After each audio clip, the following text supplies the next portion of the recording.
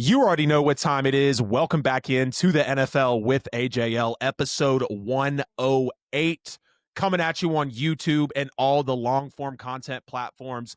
Thank you for tapping in with us because you literally could have been anywhere else in the universe, but you are right here tapped in with us on the newest edition of the show, and we are incredibly grateful for the support. Of course, before we dive head first, go ahead and make sure you're locked in with the crew. Smash that like button, share the stream wherever you're watching, and if you haven't already, please subscribe on YouTube, hit the bell for the algorithm as we are constantly making the push on YouTube as well. And, share the show wherever you're watching and hit that bell so you never miss a post. For all of our content, that QR code there in the corner of the screen over the guest that I will be introducing here in a moment. I know you guys recognize him. Scan that for every bit of content. It's the link tree, or it is also down in the description. I promise, guys, if you can't find us, you're simply not looking hard enough. Before we get into the lineup of the topics tonight, I've got the one, the only JT Sports. Check him out at JT Sports on all social media. Help him with the push to 20K subs on YouTube. What's going on, brother? Good to have you on the show, and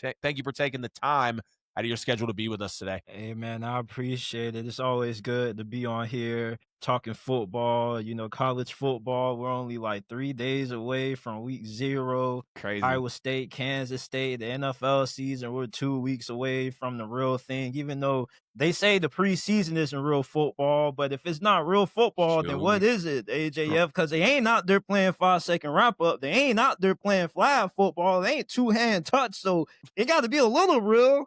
Yeah, for sure. This is the season that I've been actually talking about preseason the most. So I'm right there with you, man. It might not be real meaningful football, but I think for the diehards that are looking for people to see who's going to make the cut, was that undrafted free agent worth it? How about that draft pick? We know what, preseason kind of entails. And speaking of that, guys, get ready to lock in into the rookie quarterback week 2 preseason grades. The Bengals named a hefty, and I mean hefty after doing the research, price for Trey Hendrickson within that trade. The Browns wildly named Joe Flacco their week 1 starter, and we got a slew of New Orleans Saints news, including why they need to go sign OBJ. And as always, guys, this is your show. Jump into the chat, drop your comments, tell us your takes, and let's get the conversation going as we get into episode 108. Comment Saints, Bengals, Browns, or quarterback down below so I can see and JT can see which topic you're most excited to kick off with us here. Cincinnati just slapped a 2026 first rounder and a young defensive player on Trey Hendrickson,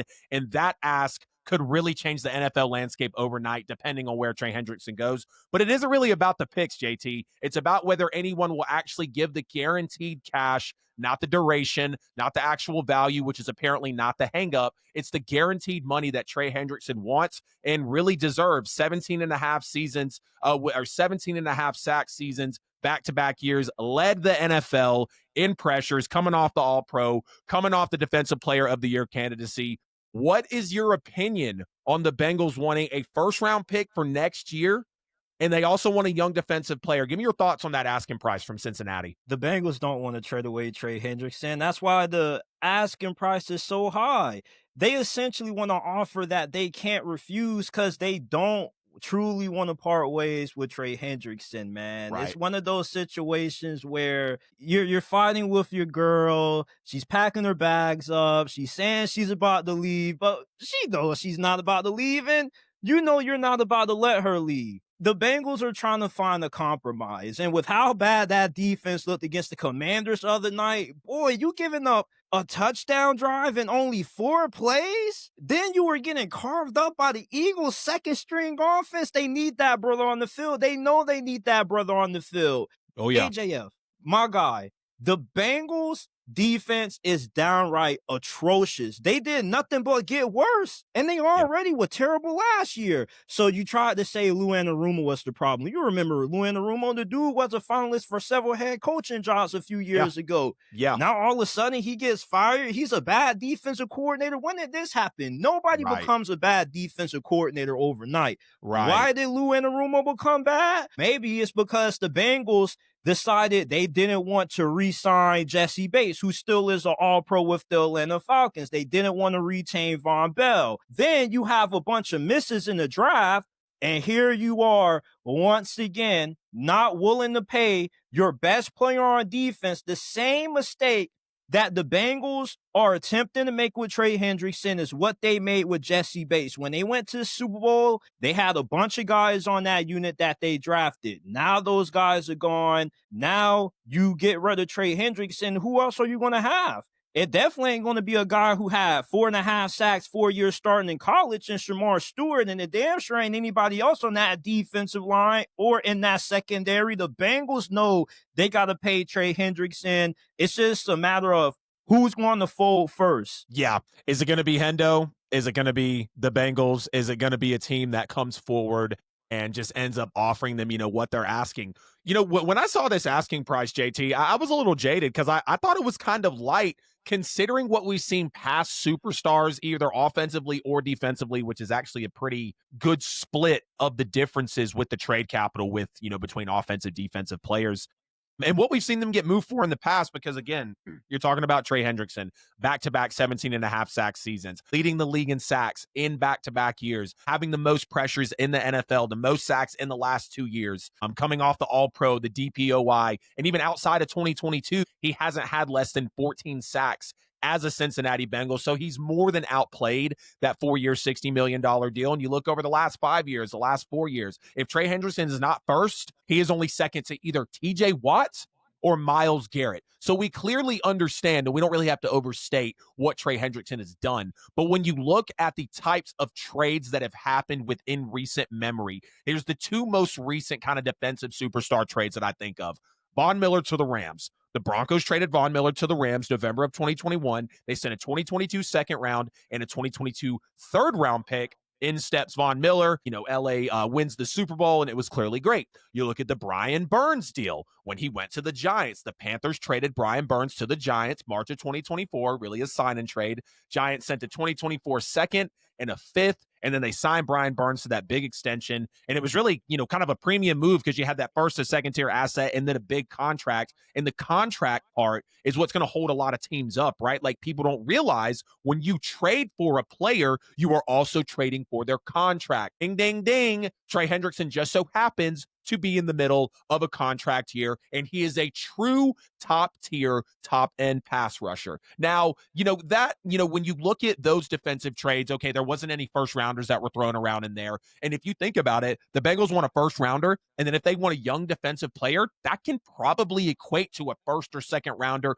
maybe a third, but you're kind of leaving the perspective up to the buyer, right? And when you're in this type of market in the NFL, I don't really know if you want to do that. You want to kind of drive the value home so there's not a chance to ask for a discount because they see an absence of value. Now let's look at the three most recent offensive superstar trades. Of course, Russell Wilson to Denver.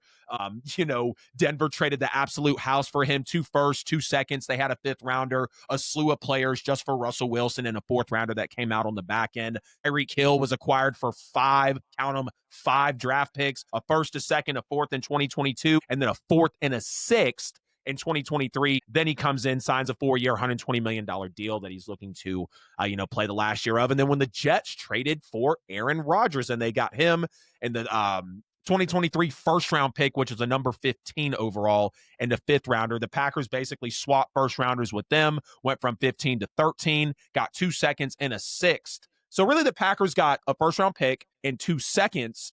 So when you look at the landscape of the 3 offensive superstars that had really required a big haul lately, and then what the Bengals are asking for, but then when you compare that to the defensive hauls, it's an absolutely massive asking price, because at first I'm like, okay, as a real estate agent, I totally understand what they're doing. They're underpricing the property, so it creates attention, and then they drive the price up with a bidding war. But after doing the further research, I'm like, him needing $30 million a year on his deal with the new team, that is the absolute kicker. You know what I'm saying? So all of this considered, JT, who should be calling, picking up the phone, actually trying to make a move for Trey Hendrickson? The Carolina Panthers, without a doubt, they're in desperate need of help everywhere on defense, secondary, linebackers, but more importantly, the pass rush. You can negate somewhat having a questionable secondary if you have a high-end pass rush. Trey Hendrickson, despite the age, we know that he still has about 2-3 good years of high-level all-pro caliber play. Yeah. The Panthers are trying to strike hot right now. This is a season where it's not playoffs or bust necessarily for them, but you definitely want to finish this season with at least 7, 8 wins, prove that the franchise is heading in the right direction. And they still have a bunch of holes on defense that they didn't address during this offseason.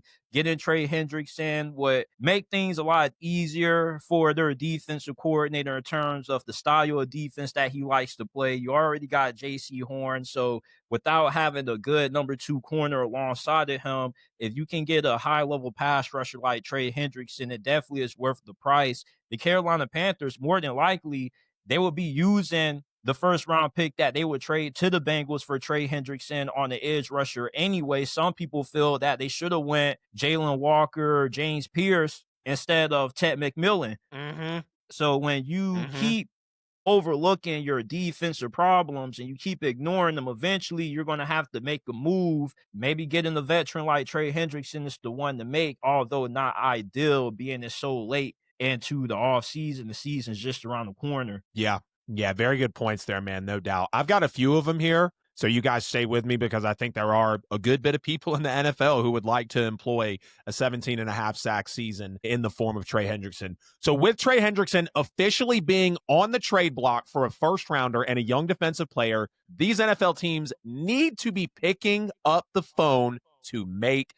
Well, the first one I'm going to start off with is very obvious. Kansas City Chiefs, they've got the window. They've got the draft capital. They just got embarrassed in the Super Bowl, so they are good and pissed off about firing up their pass rush, getting Trey Hendrickson in there next to Chris Jones. The only thing is really going to be is will they give the money that Trey Hendrickson wants? We already know this offense can click. It would be a terrifying nightmare for quarterbacks if you're looking at Trey Hendrickson and Chris Jones coming through your offensive line, third down chaos, better playoff pass rush attempts. I mean, just nothing but positive. Now, AJF, why are you trying to cause a nightmare for the NFL now? The last thing the Chiefs need is Trey Hendrickson. Agreed.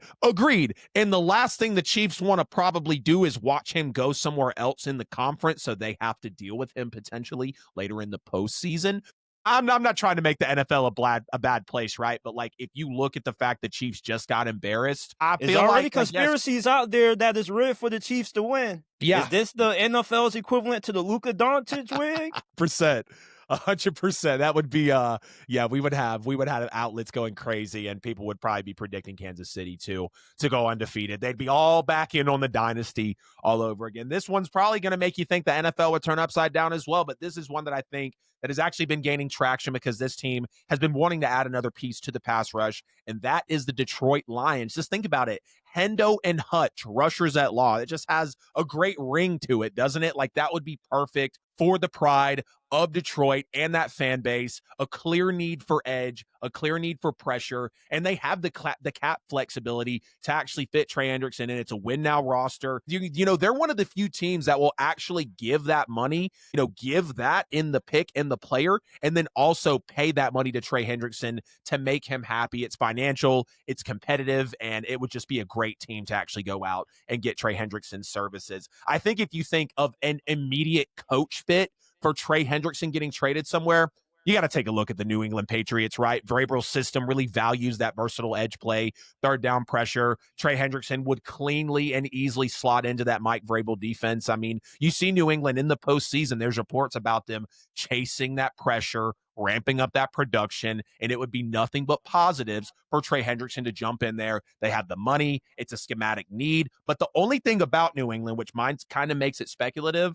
is they think the price is a little too rich, which obviously it is, which means they'll probably watch, they'll kind of poke, be a little strategic, like when I hate to bring it up, when they let go of Gerard Mayo and then immediately brought in Mike Vrabel. We won't see an exact situation, but maybe the same energy or vibe around picking and poking to see if Hendrickson's available, or they'll just man up and pay him and absolutely, get it done. Just a few more teams here. I think the Packers could absolutely go and get Trey Hendrickson as well. The math checks out, but the real question is, do they want to allocate those type of assets on top of draft capital in a player when they already have Rashawn Gary at a Pro Bowl level, a guy that's been with the Packers for a while now? But if they do go for Trey Hendrickson, right, this would really be a we want to win now, like full send on that agenda, but they'll need to back it with the guarantees, the contract. Hendrickson's going to come in Like, if he demands 35 to 38 million a year, are we looking at him sideways, JT, because of what he's done in the NFL? No, I don't think so. But so the team that actually picks him up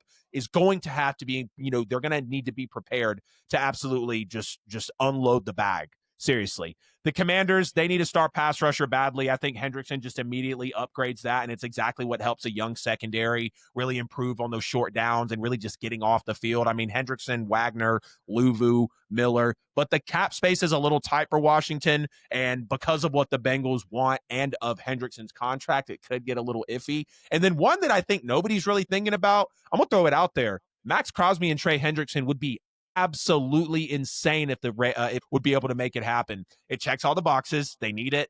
They've got the cap. If they want to push for the win now mode, they brought in Geno. They have Genty. They have Brock Bowers. If they go and get Trey Hendrickson, that probably gets more of a buy-in from the fans. And let's just be real, JT, right? Like, we've seen the Raiders give their best Jerry Jones impression with these big contracts before, going out and randomly getting these quarterbacks, going and getting these coaches that just kind of haven't aligned with what they're looking for, but they just want to make that splash move. But this would be a splash move that actually makes sense. So, I think the big question is, who's actually going to open their wallet? We want you guys to get in the comments. Let us know what you think about the Trey Hendrickson situation unfolding, because it will be one to keep your eyes on. The Browns just handed Joe Flacco the week 1 starting job, and really they're choosing that veteran steadiness in a room full of question marks around Shedeur Sanders and Dillon Gabriel, which I think is very silly, but that's neither here nor there. But it's really not about experience or playing it safe, as some people want to call it.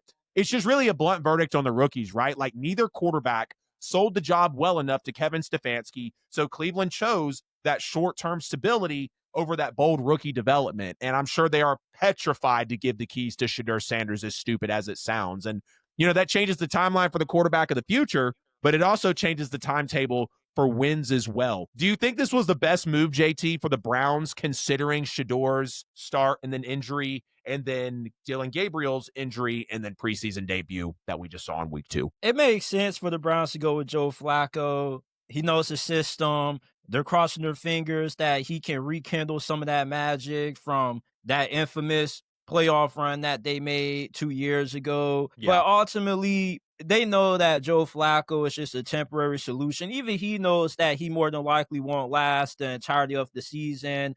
I mean, he started over Anthony Richardson after he tapped out, and then gives the job right back to Anthony Richardson. He taps back in. Yeah. Joe Flacco, the dude is a grandpa quarterback now, okay? People talk about Aaron Rodgers being up there in age. Well, Joe Flacco is a carcass. Let's not forget that this dude randomly got a call from the Browns when he was picking his kids up from school that said, hey, Flacco, come off the couch. We need you to come save our season. Joe Flacco can't save you this season. The schedule is way too tough. The AFC North is way too tough. We are eventually going to see Shedeur Sanders play at some point during this season. The Browns. What week? I'd probably say week 12. Damn, around that late? time when they play the 49ers. Okay. Damn, and then they gonna say, hey, bro, we're going to throw you to San Fran's defense. Yeah, because guess who they play the following week? Who's that? Tennessee. And who's the quarterback for Tennessee? You see, the Browns owner can deny and play these games all he want to, deflect. I wasn't a dude who drafted Shedeur Sanders. This is the coach and general manager. Man, stop that BS, man. You drafted Johnny Manziel. Right. You paid Diddy Watson $250 million fully guaranteed. Nobody else wants to touch fully guaranteed money because of what the Browns did to Diddy Deshaun. That deal right there has ruined the opportunity for future players to ask for guarantees like Trey Hendrickson is. Yeah, I genuinely believe that. No, nobody wants to. They already have a collusion case against it. I don't know if you've been keeping up with everything that's been going on with the front office of the NFL, but they had a lot going on in the NFLPA, from guys paying for strippers and all kinds of stuff, from collusion by the owners to refuse or lowering the amount of guaranteed money they had to pay. Yeah, there's a lot going on. The Browns owner, listen, when the season is over by week 10, week 11, the Browns are 2-8, 2-9. The only thing that's going to keep the fans invested, that's going to keep asses in seats, is Shedeur Sanders. I doubt 100%. That the Browns owner wants to see Kenny Pickett out there. Any quarterback that has 2 long sleeves and 2 gloves, I know you're sorry. There's no way you can have so drip and expect to be a good quarterback like that. You're laughing. I'm so dead serious. Have you ever seen a quarterback that's been good with 2 gloves and 2 long sleeves? I cannot take you seriously, man. And The then you got only pushback I'm gonna give you is when Teddy Bridgewater had 2 gloves at one point and was where Teddy makes it smooth but though. he didn't Teddy have makes it smooth. sleeves. Right. But it's like you look at Kenny Pickett, it's just like you have no aura about you. This is just nothing Yeah, special. I'll yeah. never get over the day the Steelers drafted him, man. But Yeah. and then Dillon Gabriel. The Browns are playing politics with this situation. Prime example of why they suck. They know that Dillon Gabriel has not been better than Shedeur Sanders, not based off what we saw in that preseason game against Philadelphia or in training camp. And what's so odd to me, AJF, is how everybody likes to love to use that old Jay-Z line. Women lie, men lie, numbers don't lie. Well, you look at that Browns training camp tracker every day after every session, and Shedeur is the most accurate. He's the most efficient, the best touchdown interception ratio of any of the 4 quarterbacks in that QB room. But yet he still is locked in as the 4th quarterback on the depth chart. They're trying to justify the mistake of overdrafting Dillon Gabriel. Look, I have nothing against Dillon Gabriel. I was high on him until I saw the Browns reach for him as a 3rd rounder. What Dillon Gabriel is when you go to Walmart, you know how you go to the cereal aisle, you got Fruit Loops, and then right next to it, you have the Great Value brand Fruit Loops. Dillon Don't you Gabriel. talk about that Great Value now. I grew up on them Golden Puffs, bro. Hey, man, I love that Great Value brand stuff too, but if we are And that cereal trying in to the bag was untouchable for the price. But that's the thing, though. The quality that you get is the quality that you pay for. Dillon Gabriel starting him is the equivalent to starting a Diet Coke version of Tua. The arm strength isn't that good. He's not that mobile. He is very accurate in the short intermediate areas of the field, but in comparison to Shedeur, we know that Shedeur was a 1st round, 2nd round level talent. Where you're drafted does not define how good you are as a player. And that's what a lot of folks seem to get misconstrued when they try to use Shedeur being a 5th round pick as a knock against them. Oh, he's a 5th round pick. Antonio Brown was a 6th round pick. Tom Brady was a 6th round pick. Yep. Come on now. Like, there's George no Kittle way. was a late round pick. Travis Kelce was a late round pick. Exactly. You see just all the common sense and the logic comes out the door or walks out of the door. I don't even get why it's called common sense if a lot of people act like they don't have it. Common sense isn't really common when it comes to discussing Shedeur Sanders. At least that's how I view it from how the Browns have handled this quarterback competition, which, let's just be honest, this wasn't a quarterback competition. They lied about this. They knew Joe Flacco was going to start from the beginning. They have no intentions on trying to put Shedeur Sanders out there, but the owner is going to force their hands. Nobody wants to watch Kenny Pickett, and nobody wants to watch Dillon Gabriel. The season's over. You got nothing to play for.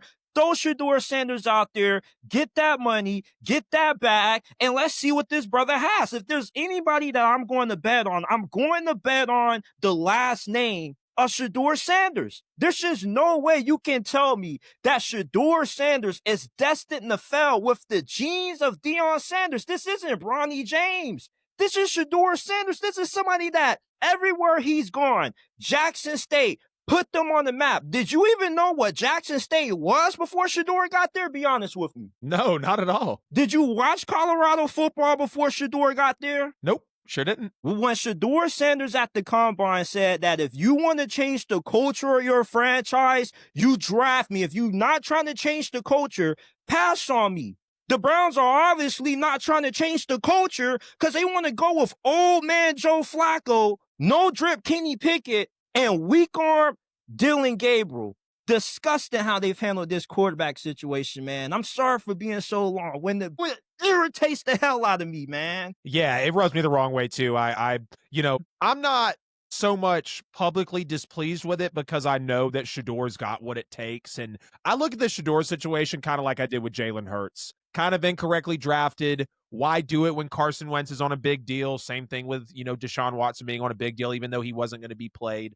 He's not going to be playing because of the injury and just the misuse. But watch, give Shedeur a few years and he'll have his breakthrough. I'm not saying he's going to win a Super Bowl and be a Super Bowl MVP because we know with Jalen Hurts has his own story, but I see the similarities there. And I'm just kind of like, we're early on Shedeur. And I think realistically the world is early, but I think a lot of these beat writers that have this, negative connotation about him, like they're just not really watching the games. They're not really understanding that it is more than just what he's putting on tape, but he's putting enough on tape to make it happen. So no, you're good, a Saints man. fan. You're a Saints fan. I was pissed when we passed on him. For Tyler Suck, man. Yes, bro. Yes, I wasn't even so mad about Kelvin Banks in the first round, even though I wanted it to be Shedeur. But yeah, please don't get me started on us passing on Shedeur. Please, we have to stay. Same way I felt about the Steelers passing on Shedeur, man. Then these boys drafted Will freaking Our two teams were literally the most highly rumored ones once he started to get passed up on. They were looking at the Steelers quarterback room. They were looking at the Saints quarterback room. And yeah, as a Saints fan, I definitely wish that we would have, brought him in. But is the Browns, or really the Browns starting Joe Flacco in week 1, is that really the best decision for them? Like we asked, considering all things with Shedeur and Dillon Gabriel. And here's the real facts. Like, he's a veteran. We know this. He knows a pro offense. If you want to acknowledge it or not, or like it or not, he is a Super Bowl champion. So there is some comfort there from a 2-time coach of the year and Kevin Stefanski wanting to lean on a reliable quarterback. And there's probably belief that Joe Flacco can somewhat lead a locker room being that type of veteran. But, it does give them that reliability while they figure out Shedeur, Dillon Gabriel, and whatever the hell's going to go on with Deshaun Watson. We know he's probably not going to play at all this year. And, I guess thankfully for Shedeur, like, it doesn't rush the development of their quarterback, Shedeur or Dillon Gabriel, but really, like, Joe Flacco could get the plane off the ground, and then Shedeur Sanders could fly it into a handful of wins, like, in a very good way. But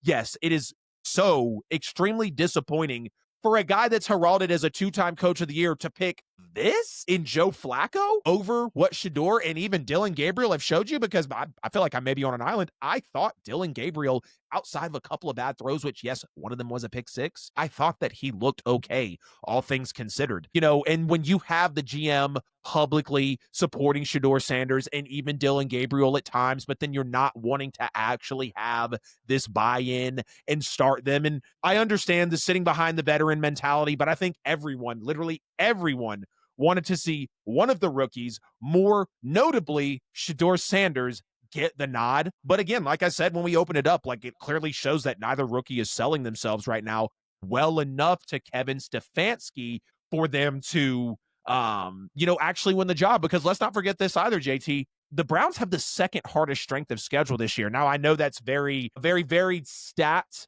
because of how the wins and losses are used from the prior season and then they're put into this season, and it can get a little convoluted, right? But how many games do you see Cleveland winning with Joe Flacco leading the season? Their over-under is about 4.5 to 5.5 games. Where are you at on that? And if you want to finish it off, do you still think that Shedeur is going to start in week 12, or do you maybe see him starting earlier? Because, little spoiler alert, I've got the Browns starting 0-6, and I think the crowd's just going to be hollering for it at that point. Yeah, I think they win 2 games max. They may luck up and beat the Bengals week 1, because we know how the Bengals get the slow starts. Right.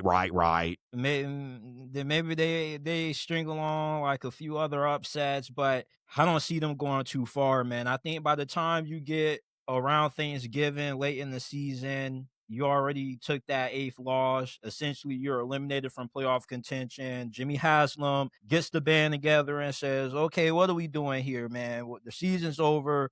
Let's throw Shedeur out there. I don't care about Dillon Gabriel, because this is the same person that drafted Johnny Manziel. So he's going to want the moneymaker out there. It's a business. You want to keep fans invested. Let's see what we have in Shedeur. Right. Yeah, that's exactly where it needs to be. I mean, I'm right there with you. Like I said, over/under is about 4.5 to 5.5 games. I'm definitely taking the under. Like I said, I've got them starting 0-6 before finally picking up a W at home against Miami. They have a home game against the Titans on 12-7. Like you mentioned, that could be another W, but I have them probably going 2-15 with a brutal schedule. You have the Lions, the Bills, the Patriots, the Vikings, the Packers, the Niners, and then you have the Steelers, the Ravens, and the Bengals all twice. So that literally gives you that second hardest strength of schedule that is just really shining through right now. So at the end of it, you can look at it as like Joe Flacco is really the perfect stabilizer, pro reads, locker room credibility, short term competence, like enough for Kevin Stefanski to at least give him the keys to week one, obviously. But it is also very disappointing that Kevin Stefanski did want to really play it safe, not go with that rookie, even though that they drafted them late. Like, what do you really have to lose? This is the It's second not hardest like strength he's of on the hot schedule. seat. Nobody's about to fire him. He has Exactly. I time. didn't think he should have won the second coach of the year, but I digress. I get it. You know, Joe Flacco came in the playoff game. He was on the couch 3 weeks before, but like we're in 2025. You had a different draft class. Like execute on that. You know, and I mean, if you want to go with a bet, like I said, definitely going with the under. This team's probably 3 to 5 wins at best on paper, but the 2-15 nightmare is 100% a possibility with that brutal schedule. You know, I think the big question is, let's see how quickly Shedeur Sanders can force the issue. That's going to be the real story, because I think after they start 0-6, I mean, if they start 0-3, you know what I mean? Like Shedeur. If there's a play where Joe Flacco should have scrambled in to win the game, Shedeur. Like they're I going feel to be like it's coming. going to be the owner. I feel like the owner has already shown, based off his history, that he's one of those guys that likes to stick his hand in the cookie jar. He likes to get his hands muddy, and he's going to tell Kevin Stefanski, "Hey, man, what are we out here doing, bro? Push your Right. door there." Absolutely. Week 2 of the rookie quarterback grades for the NFL preseason is here. We'll start off and go through them. JT, I'll let you give your little take and grade, and then I'll come back and we'll just kind of pop back and forth on this, really tell the people what we think about these quarterbacks after a couple of weeks and really just what we saw in week 2 of the preseason. So starting off the top, Cam Ward, he was 2 for 7 on the game against the Falcons with 42 yards. What was your grade? What were your takeaways from the number 1 overall pick? I still give him an A. Listen, the wide receivers got to go out there and catch the doggone ball. There's a reason why you're playing receiver. All of these new gloves they have, with all of the stick that they got on them, there's no reason to be dropping a pass like that. And Yeah. don't give me the excuse, oh, he was a little bit too in front of him. Your high school coach used to always say, if it touches your fingertips, you need to catch it. If you can't catch, then you should be playing defensive back. Those are the guys who can make excuses for drops like that.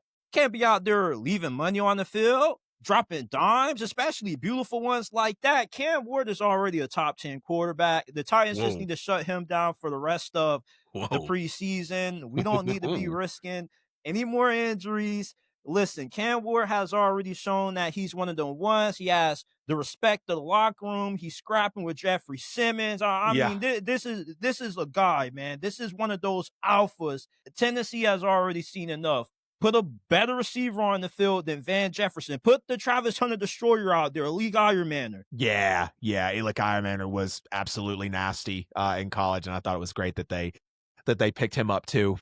There was something that you just said, not about Cam Ward being top 10. There was something that you just said.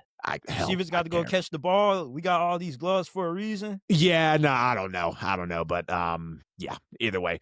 So yeah, Cam Ward, 2-7, 42 yards. I'm gonna give him a C for this game. I did think that he could have been a little tighter than what he was last week, but Cam Ward has not had a lot of action in preseason so far. Did think he had a really nice completion to Alec Ironmaner, the Travis Hunter beater, like you were mentioning. He was rolling to his right, really showcased that natural ability. That holding call where he threw it out of bounds through the receiver, I thought was a really solid rep from Cam too. It was just, a little too far outside of the hashes. He did overshoot Van Jefferson, which really wasn't a huge deal to me. I saw, a few people talking about that play, but he went to the podium. He owned it. And then he did have 3 overthrows in this game in general that I thought were good reps with how he operated in the pocket, had the vision, the decision-making to really choose that read. Here's what I was going to say. Did you see the post about Cam Ward holding his teammates accountable about a week ago in a practice because he thought that it was a lazy practice? That's how I knew that kid was a leader right there. Now, we got to be a little careful, right? Because Anthony Richardson was the first one in, last one out, playing catch in the parking lot with Alec Pierce after he got drafted. Like, you got to be careful with the actual work ethic and durability that these guys bring to the table with those kinds of stories, but you love to see it from Cam Ward. I'm going to be a gentleman and let you go first and speak about my boy Tyler Shuck that the New Orleans Saints drafted in the second round. He was 9 for 12 for 66 yards, had 5 receivers make catches from him. What were your takeaways on Tyler Shuck, and also a grade? I give him a B minus. I ain't gonna lie, like Tyler Shuck is a lot better than what I initially thought he was. I have somebody that played with him that's pretty close. So the thing with Tyler Shuck is sometimes his brain he'll just have really weird turnovers. Like the previous week against the Chargers, dude throws a pick six, comes back out, and he throws a touchdown. Yep. He does have a gunslinger mentality in him. I give him a B minus. If the Saints wanted to roll with him over Spencer Rattler, I would disagree with that. I still would prefer Spencer Kind of would Rattler, too. but Yeah. I don't think he's that bad. They might have a little something in him. I still don't think it's going to work, but from what we see in the preseason, he's looked pretty decent. He's looked solid. I give him a B minus. Yeah, I think he's looked solid too. I'm going to give Tyler Shuck a B. I love the confidence of him taking the shot to Olave in this game and really just like exercising the deep ball confidence and the mentality. Really, both him and Spencer Rattler. You can see Kellen Moore's play calling really shining through right there. And even, with the shot that Shuck took to Olave in this game, just barely overshot him. I love the call. I love the confidence overall just throughout the team. And again, Shuck has so much confidence throwing the deep ball, giving his guy a chance. You saw that on the deep completion to Trayton Welch on the 28-yarder. Everyone's talking about that one, kind of the highlight reel. But he's getting comfortable. It was nice seeing him, grow that connection with Chris Olave and Rashid Shaheed. Just crossing my fingers that those guys can stay healthy, both of them coming off of the season-ending injuries. And you saw his mobility and processing really improve. Like he moved, reset, delivered on those several designed and improvised plays as well. And he's got that escape and throw ability that kind of keeps some drives alive, forces defenses to really respect the whole field. Now, he's not going to be an insane dual threat, but he still does have some capability to, make you respect his awareness. And he even had a couple of moments where, speaking of his awareness and the combination of his timing, it did cost the Saints in some scoring opportunities. They had to settle for some field goals in the first half. And of course, the O-line is still really disappointing. So you can't like fully isolate Tyler Shuck's, here and there play when he's battling that extra pressure. Fixing the O-line would really clean up a lot and I think give us a better analysis and just really be able to see how Tyler Shuck plays in that Saints system. But his arm, his timing, and mobility are really big upsides, for the Saints immediately. But holding the ball less, making better red zone reads, I think is going to be something that Tyler Shuck really needs to hone in on. And we're just going to look for the quarterback coach and really Kellen Moore to get him up to snuff. The most impressive rookie quarterback right now is Jackson Dart, and he is looking like that he maybe should have been a top 5 pick overall. Maybe I'm overreacting, JT, but what's your opinion on Dart? He was 14 for 16, 197 yards. He had a touchdown pass and a touchdown run. What'd you think of his performance? Yeah, I give him an A++, man. Jackson Dart proved me wrong in the worst way possible. Because the last time I saw Jackson Dart, he choked against Florida. He threw away Ole Miss playoff hopes. I can't get Right. that game out of my head. Had 2 really bad interceptions to close out that game. But Yeah. Sometimes hindsight is 2020. Looking at him with the Giants so far, he's looked really impressive. Now, Yeah, he has. he still should sit behind Russell Wilson with the schedule they have. You don't want to throw him to the wolves unless you just have no choice, especially with Brian Dable being on the hot seat. Him and Joe Schoen have to win. Now, I don't really know what the owner is expecting them to win, but Russell Wilson isn't like Daniel Jones bad. He's still Yeah.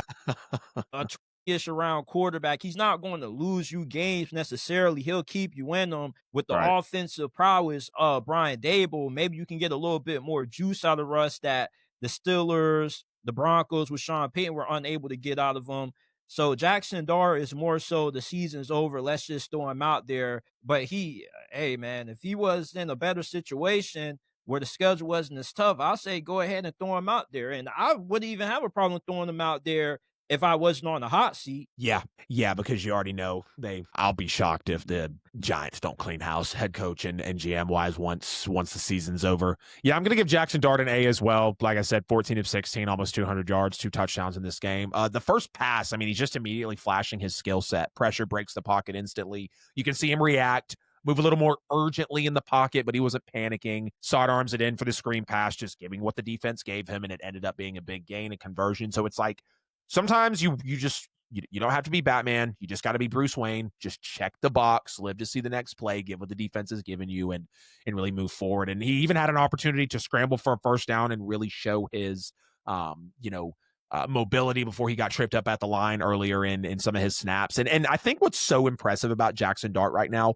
is he is so good at layering throws into NFL coverage already. Now, I get it. It's preseason. A lot of these guys aren't going to make the team. Like, is he throwing against the ones? We get that. But the fact that he's doing it with just what he's given, because we've seen higher picks before not be able to do this. So I just think that's impressive, all things considered, of, kind of the scouting report of Jackson Dart as he came in. And then the guy's just looking very comfortable, right? Like, he's a good athlete, the arm, the vision, the mobility. He is arguably the best looking rookie overall right now, just in the NFL preseason. Jalen Milroe went 3 for 5, 46 yards. He had 5 carries for another 18 yards. I think, like I said, this is really the sleeper quarterback of the NFL draft, man. Am I crazy for saying that? Skill Yeah, set could be man. nasty. His skill set could be nasty with the right coaching. Yeah, I think with Jalen Milroe, I'll give him a C plus. There was a lot of hype at the start of training camp about Yeah. Jalen Milroe. He got out to a pretty fast start, but he has started to cool off.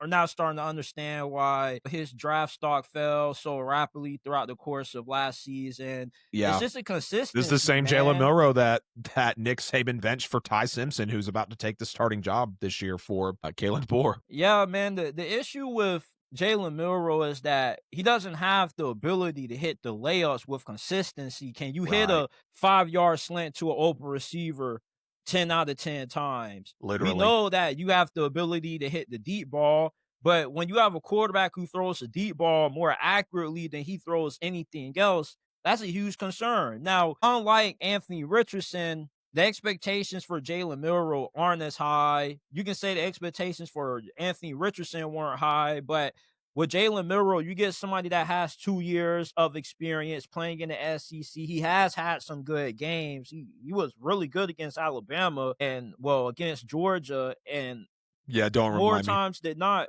Yeah, like, if you are good against Kirby Smart's defense, you got the ability to be a capable starter in the NFL. Every quarterback that's had success against Kirby Smart's defense has gone on to have a solid NFL career, if not better. Right. It's just with him being on Seattle, he is the third string. So if things don't go right for Sam Darnold, I still think that they stick with Drew Lock, but they will have him in on some design packages, kind of like how the Saints use Taysom Hill, although they're not using them as a tight end.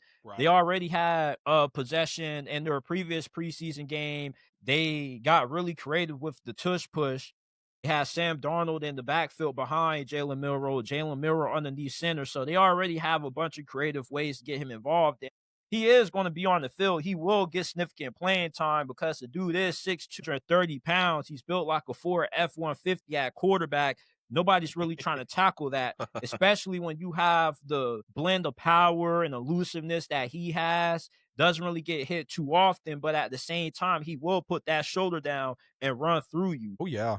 Yeah, I love the physicality of Jalen Milroe and really just the athlete that he's become. And, call me crazy, man, but I really think he could be the franchise future quarterback of that team if he is molded well with Mike McDonald, who I have confidence in, and Clint Kubiak, which you might feel a little indifferent about him with him coming from New Orleans, but that was an absolute crapshoot over there. I think Seattle immediately bringing him out for a tush push and then a read option just shows you that Clint Kubiak is literally cooking up a playbook for Jalen Milroe, and Mike McDonald is having an exact hand in it as well as the head coach. And, I felt like in this game a little bit, Jalen Milroe was a little too antsy to run with the ball instead of taking more time in the pocket, but Kubiak was moving him around a lot with the play actions and the bootlegs. And, I just really think that's where Jalen Milroe is going to be his strongest. And he even had a nice back shoulder fade in this game. It was incomplete, but it had pretty good placement and just a super snappy arm. I mean, hell of an athlete. Like you said, he'll run you over. He's got great build for the position. It'll be nice to see how it unfolds. And again, I think he could be next in line in Seattle if all things play out well for him. Probably the most talked about debut in the preseason. It was not Caleb Williams. It was Dillon Gabriel, 13 of 16, 143 yards.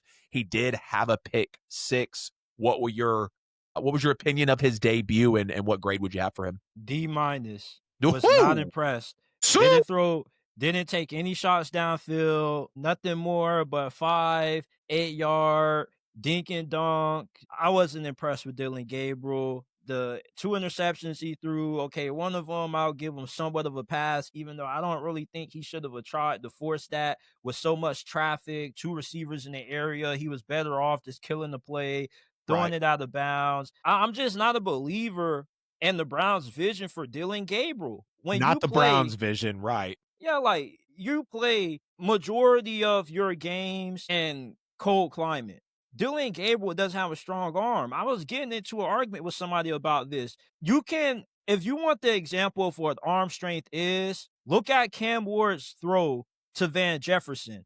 He fit that ball in a really tight space. Dillon Gabriel doesn't have that kind of arm strength. Hell, Dillon Gabriel doesn't have the arm strength to make the throw that Shedeur Sanders made against the Panthers in that preseason game in the red zone when he fitted it in the left corner between two defenders. Yeah. That requires arm strength and Yeah. also really good timing that Dillon Gabriel really doesn't have. He's more so of a West Coast style passer. He I don't is. think he fits well in this Browns play action based offense. He just doesn't have the ability to push the ball downfield. The way you judge arm strength is the further the ball travels out of the quarterback's hands, does he still have control over it? Is it still a Mhm. tight spiral? The further Dillon Gabriel attempts to throw, the more the ball seems to drift, and Yeah. it just doesn't come out with a lot of power.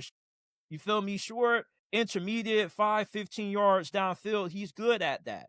But I just don't really see what the Browns are trying to sell everybody on Dillon Gabriel. Yeah. Yeah. I don't think the Browns are going to be able to sell it, but I honestly couldn't feel more polar opposite than how you feel about Dillon Gabriel, man. I thought he was one of the better college quarterbacks. And, maybe I'm just a believer in him and I'm early on him. Maybe I'm not. And he ends up not panning out. But like the Browns vision, no. The deeper the ball gets thrown for him, yes, that is a weakness of his, but I believe he has a solid arm. I believe he makes decent reads. I believe he's got good patience in the pocket. And I just watched a good bit of Dillon Gabriel at Oregon and kind of in his journey through college. And, when he gets to the NFL or with him being in the NFL, it's going to be interesting to see how he deals with this quarterback drama room over in Cleveland, if he's actually going to be traded, if Shedeur makes the cut behind Joe Flacco, whatever the hell it's going to be, right? But, everyone needs to stop overreacting to Dillon Gabriel's preseason debut. And I really wouldn't let the headlines fool you, because if you look and you go snap by snap in this game, his first throw of the game, I thought it showed really good patience, calm feet in the pocket to really get to his spot, deliver that throw over the middle. I thought he had a great throw outside the numbers on 3rd and 6 at one point in this game. His feet are pretty light. Like, he's got a snappy arm, and I think those work together nicely when he's going through the progressions. He's not the most insanely talented. He's not going to blow you away with what he puts on the tape, but I think he is a solid quarterback that if you put him in the right Can position, I ask you a question? he can develop, to like maybe a Baker Mayfield type quarterback, not with those exact numbers, but it's going to take him a couple of teams to find a scheme, and then boom, he could be that guy for a team for 3 to 5 years. Go ahead. Does Dillon Gabriel have a better shot being a starting quarterback in the NFC or the AFC? Can you see Dillon Gabriel beating Josh Allen, Patrick Mahomes, or Lamar Jackson in a playoff game? No, but I don't know if that's a fair question, because what quarterbacks in the league are really going to be able to do that besides the cream of the crops? Well, I mean, that's a select 6 to 8 probably. that's what I'm getting at. It's like, if you're the Browns, you need to have somebody with an X factor. You got to have somebody that has that it when you're playing in a conference that's home to football gods at quarterback. You Yeah. can't go far in the AFC when you have monsters like Josh Allen, Lamar. You got to have an alien in your own right. A reason why Mike McDonald wanted to take the swing on Jalen Murrow is because he saw the rapid development of Lamar Jackson when Oh he was the yeah. Ravens defensive coordinator. Hell So yeah. a guy like Jalen Murrow, you're willing to take that risk. Anthony Richardson, I don't fault the Colts for drafting him because, the idea of, okay, if we develop this Shit, dude, I'll never we got a forgive Shane guy who Steichen can for that. help us destroy Patrick Mahomes or Josh Right. Allen if he reaches his potential. Now, Right. with potential, there is a lot of risk involved. Oh yeah. With Potential's good for one Shedeur's thing, getting people fired.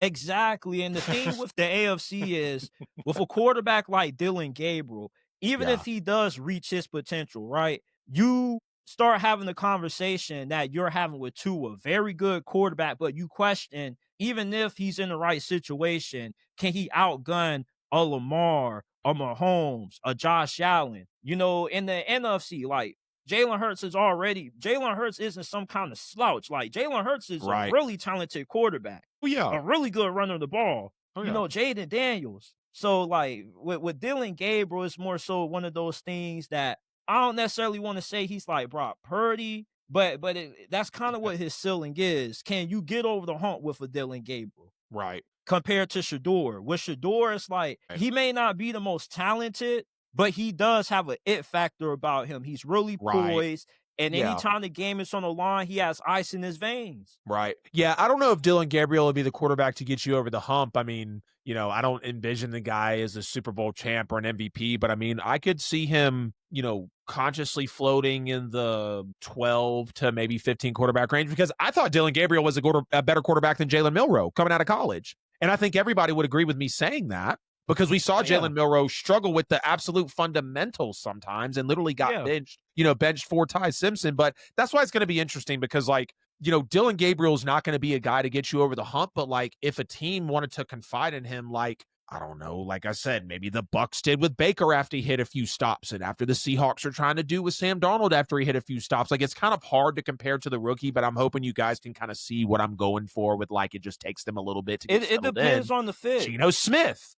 I think Yeah. Dillon Gabriel could be a Geno Smith. It just won't take as long for him to develop and find his Seahawks, find his Raiders. Am I crazy for saying that? No, like it really depends on the fit. Like I was high on Dillon Gabriel until the Browns overdrafted him because he's one of those players that was really dependent on the scheme. Like I felt he needed to go to a Kyle Shanahan West Coast style offense. Yeah, that high The flying Oregon, Dolphins. Dan Lanning. Yeah, even with what Oregon did last year, somewhat were running a lot of West Coast principles. It was a lot of quick passes, get the ball out fast. Now, he did have the ability to take shots downfield when they were there, but in the NFL, you don't get as many of those as what you get in college. Plus, with the athleticism that he had to throw the ball to, Yeah. I felt Miami would have been the perfect destination for him. Just a perfect plug and play backup for if Honestly, Tua goes down. yeah. Honestly, yes. Because I that's could who he reminds me almost of. view Dillon Gabriel, smaller, shorter, left-handed, kind of reminds me like he could be a more successful Tua. He could be a more talented Tua. To me, I was a Dillon Gabriel believer. I thought Dillon Gabriel could have been a second or third round quarterback. Like if the Saints would have taken Dillon Gabriel over Tyler Shuck, y'all can call me crazy, but I wouldn't have been mad. Like I know what I saw on tape out of Dillon Gabriel, but I agree with you. The Browns had no business picking him. And the NFL just, I don't know. The NFL always speaks in the draft right? Like us as analysts and podcasters, we can look into it and, lovers of the game and see what we see. But like until those scouts see those names coming across their board, we're not going to really know how it actually lands with those guys. But like when you look at the pick six, like you said, two receivers in the same spot on the field, that's more of a mental error on the wideouts and not so much Dillon Gabriel. Now you can argue, yes, he should have dirted it, killed the play, whatever. But that really, was a bad break for Dillon Gabriel. And like when you look at the game, JT, he had three bad throws. The pick six, the throw right after where he sailed it over the running back's head behind the line of scrimmage, and then he threw behind a receiver on one of his last passes in the game. Overall, I thought Dillon Gabriel looked good as advertised, like I thought Dillon Gabriel can be. But again, I'm a believer. I don't know if other people are really on the same train as me, which is fine because he'll have to go out and stink it up for me to, pull my stock out of the quarterback. But again, I thought he was a very good college quarterback. And like, say what y'all want, but give him credit for having this sort of outing against the Eagles team who is deep defensively. And we saw those players in the preseason. I'm not saying that it's an end-all be-all performance, but considering how we're talking about Dillon Gabriel, let's give the man a little bit of credit, no doubt. I think I'm just going to leave off Riley Leonard and Quinn Ewers because we had a pretty good discussion right there about Dillon Gabriel and just kind of a good back and forth on his preseason debut. But y'all get in the chat, get in the comments, let us know your thoughts on these rookie quarterbacks through 2 weeks of the NFL preseason. I also would give Dillon Gabriel probably a B realistically. All right, JT, I'm going to let you jump out of here. But before we do let you go, please tell the folks where to find you, how they can best support you, and just what you're all about, man. I know you've been on this show before, but it's definitely our jobs as podcasters to promote each other. Absolutely. I appreciate you for having me on, man. Let me yap with you about the NFL. You can find me, JT Sports, on YouTube, Apple, Spotify, wherever you get your podcast from. The JT Sports Podcast is available. You can follow us on Instagram, Twitter, or X, if that's what you call it, jtsports_, same thing with TikTok, man. We're available everywhere, man. You can't miss us, JT Sports. And I appreciate you, AJF, for having me on, man. And I know what you about to say with OBJ, man. Please don't fall for it, my dude. Don't fall for it. Let that brother come to the Steelers, man. Don't trap Okay, OBJ okay. like that. All right, brother. It's always good to have you on. Y'all make sure to check out JT at JT Sports. Help him on the push to 20K subs on YouTube. Always, brother. Much love. Keep grinding. We will cross paths soon. Appreciate you, my dude. Yes, sir. All right, y'all. Let's go ahead and jump into the back half of episode 108 here. As the Saints' week 2 preseason is in the books, Tyler Shuck started and looked very comfortable, 9 of 12 for 66 yards and 5 different receivers. We had big shots. We had real chemistry with Olave and Shaheed, but Spencer Rattler finished the job in style, but do not let the box score fool you. There was messy tape in this game, soft middle zones defensively, missed tackles, bad penalties, but the real headline, I think, is the depth and the playmakers that are showing up in this offense. Kendre Miller's balance in the run game. Mason Tipton's big play juice that Kellen Moore and Tyler Shuck and Spencer Rattler are 100% buying into. Jonas Sanker sealing it. Isaiah Stallbird thumping. And we've also got Jalen Ford's interception, a 65-yard boot from Kai Kroger in this one. Let's go ahead and get into it. As like I said, we did have Tyler Shuck starting in this one. He did go 9 for 12 of 66 for 66 yards to 5 receivers. I didn't like the fact that this defense was really letting up soft spots in the middle of the field and really in the zones frequently on the Jags' first drive. You know, we really got to clean that up, and no starters on the defense outside of Carl Granderson. Like, I get that, but you still want to make sure that this Saints team has the depth to be able to perform what we have to call on the second and the third string guys. I'm over Cesar Ruiz. Okay, he's absolutely whiffing on blocks, causing Tyler Shuck to commit that awful intentional grounding. I've still never forgiven Cesar Ruiz for whiffing up the block that crushed Drew Brees' ribs and punctured his lung. But we're not going to take that trip down memory lane. We need to go ahead and sign Kai Kroger, the 65-yard boot on the punt. His last name is after a reputable grocery store. Like, go ahead and bring in Kroger the kicker, okay? Or kicking Kroger, whatever us in the fan base want to go ahead and call it. But I love to see the 65-yard boot.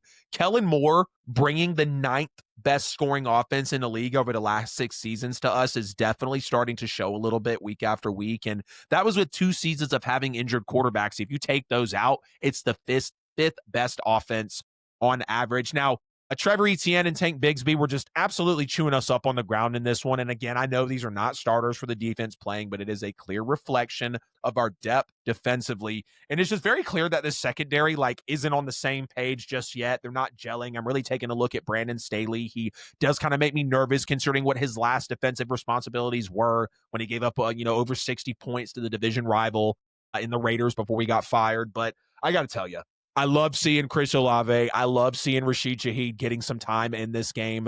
Velus Jones Jr., he's really going to take one for a big return. He really is, guys. I think it's just a matter of time before, we saw Shaheed a couple years ago get the punt return in Green Bay, even though we managed to lose that football game. And you see Shuck taking the shot to Chris Olave. He just barely overshot him right there. I love the call and really the confidence. You have Danny Stutzman jumping in with the PBU, even though it really was an underthrow by Trevor Lawrence. He still got in the position to make a play. So, that's going to stand out on the tape. And if Kendre Miller can stay healthy, I can see why the New Orleans Saints drafted him. I can see why the New Orleans Saints chose to draft Kendre Miller, because when he is healthy, he has the opportunity to give us that boom and zoom factor again. But that is if he stays healthy, or at least he could kind of be an Alvin Kamara light. I understand why he was brought in. Shuck having the confidence on the deep ball, like I said earlier, is just so great. I mean, the deep completion to Trayton Welch on the 28-yarder, just giving this guy a chance, and he's getting comfortable. We're watching Kendre Miller's balance be absolutely insane. But again, there were a lot of sloppy and a lot of missed tackles in this game that I did not like seeing. Now we take a look into the second half with Spencer Rattler, and I love to see the deep shot taken to Mason Tipton. He's really going to be part of the offense that part of the offense he's really going to be involved in. You can really tell. And Kellen Moore sees something in him, right? The 45-yard throw was absolutely gorgeous by Spencer Rattler with under a minute to go, with the 25 to 30 yarder, and then he had a zone shot to Mason Tipton right after that, converting on the fourth down late in the game. And I thought that there should have been a PI or a holding call on the back shoulder fade that Spencer Rattler threw to, Dante Pettis, but it's really had neither here nor there. The Saints were struggling to get off the field on third down most of this game, and I did love seeing Jonas Sanker give the big hit to force the 4th and 1, and then he came in at the end of the game with the pick. Really thought it was going to be a pick six. Like, that would have been an awesome way to be able to end it. Definitely thought he had 1 second left on the clock also, but it's preseason. It is what it is. But hey, that's how it rolls for the New Orleans Saints when it comes to officiating. Saints fans, if you know, you know. But when you almost get the near sack on Mullins in the third quarter just for him to slip through and complete the pass, it just drives me crazy on, us not being able to finish plays. And it was a good blitz, right? Like, it was a good blitz for them to be able to come in, but not being able to finish the play. It's just something that we really got to hone in on. We were getting chewed up on the ground by all of their running backs in this one. But thankfully, we did have the duo of Jonas Sanker and Isaiah Stallbird, just some real thumpers who were all over the field. They were quick to the ball. Jalen Ford might have made a moment for himself, giving up some positives on the defense with the interception. But we did have 2 holding calls that ruined plays and ruined drives. And we have multiple false starts in critical situations. And the third down defense gave up every single first down in the first half outside of one. It was 6 of 7. In the second half, they pitched a shutout defensively, and they gave up no third downs in the entire game defensively to the Jags offense. So you got to love to see that. Rattler's mobility definitely makes the offense more dynamic and more creative. And like, when you're just looking at the eye test right now, I think Spencer Rattler is clearly making a case to be QB1.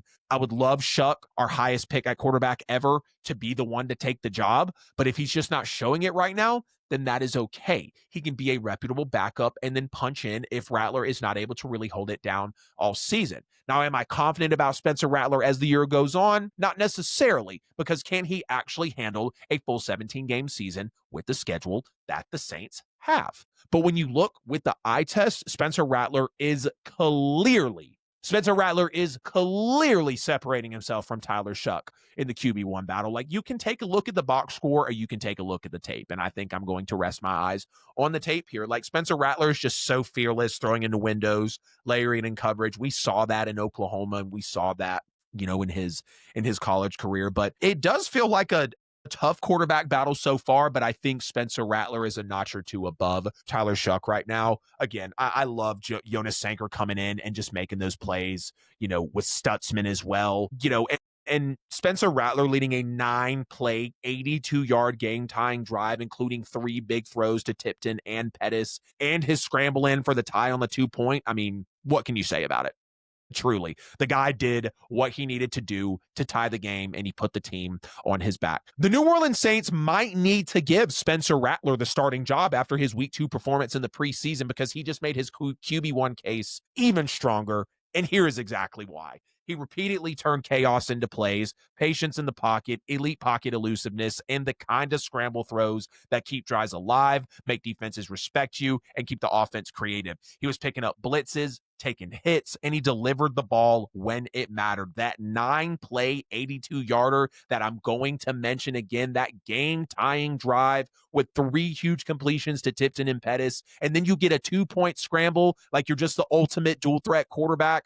You got to love to see that. It felt like a veteran really taking control of the team, of the offense, and we had a position to win this game with Spencer Rattler under center in the second half. He was just absolutely fearless, being able to layer the ball through coverage, which opened up a lot of deep shots. It stressed the defense. And even beyond the big plays, the processing was consistent under pressure. He stayed calm. He moved the offense. He finished drives. And that is what matters for the Saints right now. Yes, there were mistakes. There were pass pro breakdowns around him that he had to deal with, but those are fixable, hopefully, because we see how disappointing the Saints offensive line has looked in preseason. But what Rattler gave New Orleans felt almost irreplaceable right now. Playmaking variety, toughness, and a coachable floor. If you want potential week 1 certainty with the New Orleans Saints and a dynamite upside, you got to take a look at Spencer Rattler, because he just made a very loud case, a very loud case. And this is exactly why the New Orleans Saints need to sign OBJ.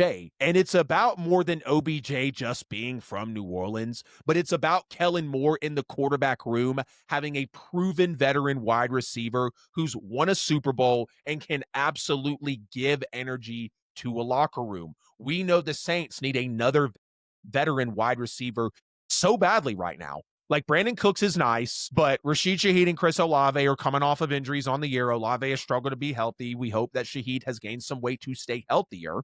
But we need this veteran wide receiver available for this New Orleans Saints offense. It gives comfort to Shuck. It gives comfort to Rattler, who need those veterans to lean on throughout the year. He did play at LSU, so obviously he has roots to the state as well. But Kellen Moore could also incorporate him nicely into the offense. And I feel like OBJ can play a multitude of ways. Like, he can go for the intermediate, he can go for the short routes. Probably not your deep shot guy, but if you catch him open, like we saw him making plays in the Super Bowl with a couple of touchdowns before he got injured, OBJ was potentially well on his way to being an MVP. So the New Orleans Saints have to go out and get OBJ. I feel like he is the only reputable veteran out there right now, and I get it. You can take a look at his fall off after the Giants years, and you can take a look at the Rams years and the Ravens and the other teams that OBJ has, flopped in and out of with the Cleveland Browns. But I believe that if the Saints signed him, they would have a nice veteran presence and maybe a little more of relief